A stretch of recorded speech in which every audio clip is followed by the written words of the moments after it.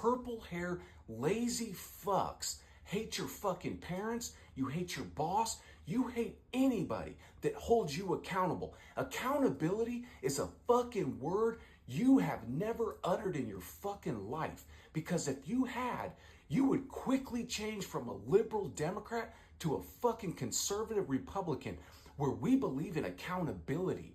Where if you did something wrong in your life, it's your fucking fault. And it's not the government's job to fucking bail you out. Not the government's job to bail you out, huh? That's interesting. Trump commutes sentence of former U.S. Rep. George Santos in federal fraud case. Seems like the government bailed out George Santos in this situation, yeah? By the way, George Santos pleaded guilty to the charges. Also, George Santos is not the only GOP lawmaker that Trump has bailed out. Here's a list of all of them. Commuted and or pardoned.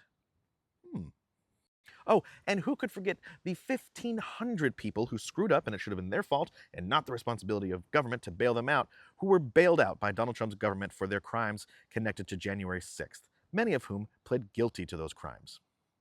And of course, for good measure, Donald Trump signed an order directing the Department of Justice to drop all pending charges and all pending cases for anybody related to January 6th. Yeah, because we don't want government bailing anybody out who screwed up and it should be their fault.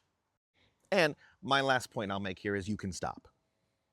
You can stop with the act because nobody buys it. Nobody believes that you care about accountability because you voted for a 34-time convicted felon. You claim that liberals have never heard the word accountability. I just demonstrated that I could make the argument that Republicans are in far more desperate need of a dictionary when it comes to that term than we are.